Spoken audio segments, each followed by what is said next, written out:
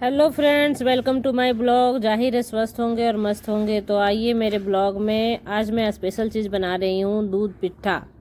और देखिए मैं कैसे बनाती हूँ। मम्मी जी भी मेरे साथ लगी हुई हैं। और देखिए मैंने क्या किया, पहले आटा को अच्छी तरह से गूँथ लिया है। प्लेन आटा, जैसे रोटी का आटा गूँथते हैं ना उस तरह से, लेकिन ये कड़ा गूँथना है। एक कड़ा गूँथने के बाद इसकी छोटी छोटी एकदम लोई काटनी है, जैसे कैप्सूल की लोई होती है ना उस तरह से लोई काटनी है। और लोई काटने के बाद इसको देखिए कैसे हम बनाते हैं दूध पिट्ठा। और बहुत ही शानदार लगता है, ये खाने में स्वादिष्ट लगता है। तो ये गांव का है पिट्ठा, और इसे कभी भी बना सकते हैं जब भी आपको खाने का मूड किया। तो एकदम छोटी छोटी लोइयाँ, जैसे मैंने मम्मी जी भी काट रही हैं, मैं भी काट रही हूँ। देखिए दिखाती हूँ मैं आपको कितनी छोटी छोटी लोइयाँ इसमें कटी हुई है। और एकदम बोले तो आटा जो है ना बहुत ही कड़ा गूँथना है, तभी ये छोटी छोटी लोइयाँ कटेंगी। गीला ज़्यादा गूँथोगे ना तो फिर ये अच्छी तरह से कटेंगे नहीं।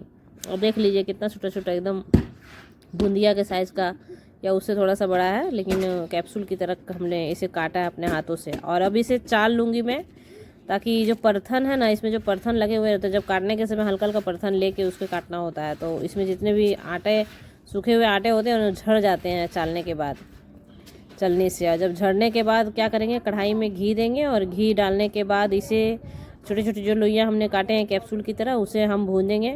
और भूंजा इसलिए जाता है ना, ताकि जब ये दूध में खौलाते हैं ना इसे, तो फिर ये एक दूसरे से चिपकते नहीं हैं। इसलिए इसे पहले ही घी में भून लिया जाता है। और घी में जब भून लेते हैं उसके बाद देखिए आगे का प्रोसेस मैं कैसे करती हूँ इसे और कैसे बनाती हूँ। बस मेरे ब्लॉग में बने रहिए और देखते रहिए कि मैं इसे कैसे बनाती हूँ। तो अब देखिए हमने घी लिया है, थोड़ा सा घी ले लिया है, और इसके गरम कढ़ाई में मैं डाल दूँगी और इस छोटी छोटी लोइयों को मैं भूंजूँगी। तो बस इसी तरह से ब्लॉग में बने रहिए और देखते रहिए।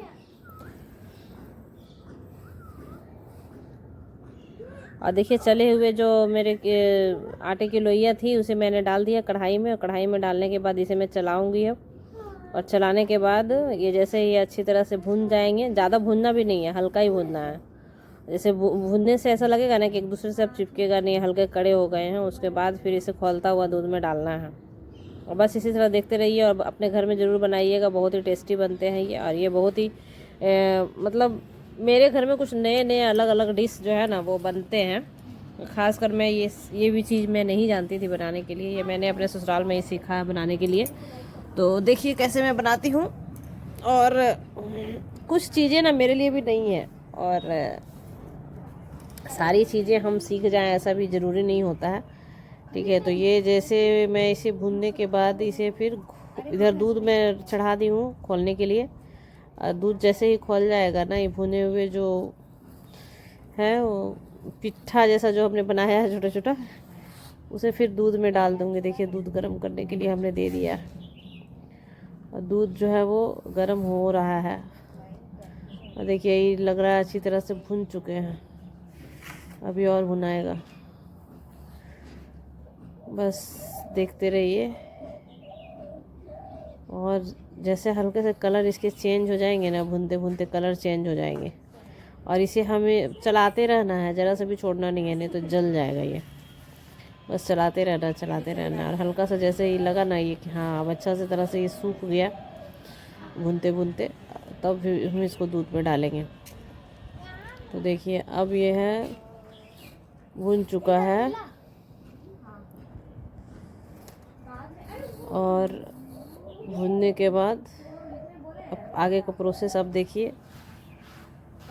और अभी और भूनना है। अरे भाई कितना भूनना है, जल्दी से भुनाओ। थोड़ा सा कलर और बदलने हैं इसके। अब पता है खाने में इतने स्वादिष्ट लग रहे थे ना कि मैं क्या ही बताऊँ। मैं जब बनाई ना तो मुझे बहुत अच्छे लगे खाने में।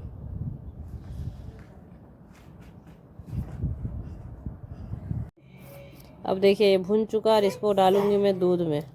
और खौलता हुआ दूध में डाल दूँगी। और जैसे ही खोलेगा ये, मैंने तुरंत नहीं, मतलब थोड़ी देर इसे पकने छोड़ दूँगी, उसमें चलाते रहूँगी। और अच्छी तरह से चलाने के बाद ना ये गाढ़ा हो जाएगा, चलाते चलाते गाढ़ा हो जाएगा। मतलब ये जो आटे वाले जो छोटे छोटे मैंने कैप्सूल लगा के बनाए हैं ना पिट्ठे, उसे पकने के लिए मैं जब उसमें दूंगी तो मतलब ये मिल के बिल्कुल गाढ़े हो जाएंगे, खीर की तरह इतने गाढ़े हो जाएंगे। और जैसे ही गाढ़ा होगा ना उसके बाद इसमें गुड़ डालूंगी, खिजूर पटाली गुड़ डालूंगी और इलायची डालूंगी। और पता है खाने में बड़ी स्वादिष्ट लगते हैं जब बनने के बाद इसमें गुड़ और इलायची पड़ेंगे। लेकिन अभी बहुत पतला है ये, जैसे खीर बनते हैं ना वैसे ही खीर की तरह इसे बनाना है गाढ़ा करके। और गाढ़ा करने के बाद फिर इसमें इलायची भी पड़ेगा और गुड़ भी पड़ेगा। तो बस इसी तरह से देखते रहिए और आप एक बार ट्राई ज़रूर कीजिएगा घर में। नई रेसिपी है और इसे मेरे घर में हमेशा मम्मी लोग बनाती है। और ये है गुड़, खिजूर पटाली गुड़ जो मैं मार्केट से लाई थी। और खिजूर पटाली गुड़ जो है ना वो बंगाल में बहुत ही प्रसिद्ध है भाई, और बहुत ही टेस्टी लगते हैं खाने में। चॉकलेट की तरह बिल्कुल लगते हैं ये खाने में। और इसे जो है वो थोड़े से तोड़ने के बाद मैं इसे डालने वाली हूँ इसमें। बस आप देखते रहिए कि कैसे मैं डालूँगी। तो बस देखिए कि गुड़ को मैंने अब कैसे डाला और कितना डाला है। तो मान लीजिए आपका यदि 250 ग्राम, यदि आधा किलो यदि चावल है ना तो 300 ग्राम आपको या 400 ग्राम गुड़ लगेगा।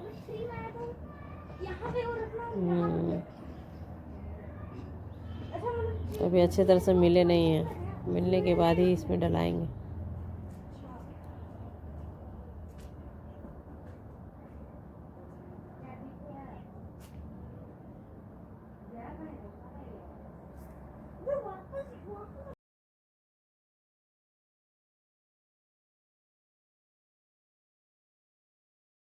अब गुड़ को तोड़ना है।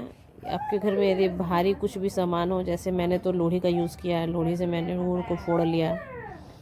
और फोड़ने के बाद गुड़ को अब डालूंगी इसमें। बस देखते रहिए।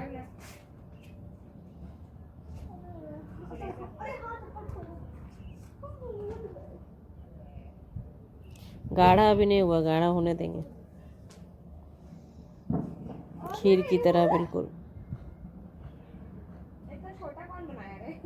देखिए गुड़, अब गुड़ मैंने डाल दिया। मैंने पहले से फोड़ के रख दिया गुड़ को और डाल दिया।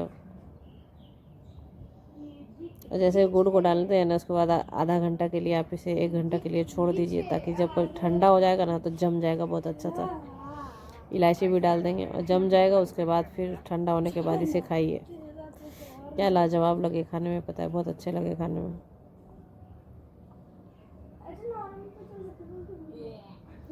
न्यू रेसिपी है, ट्राई कीजिए घर में, अच्छा लगता है खाने।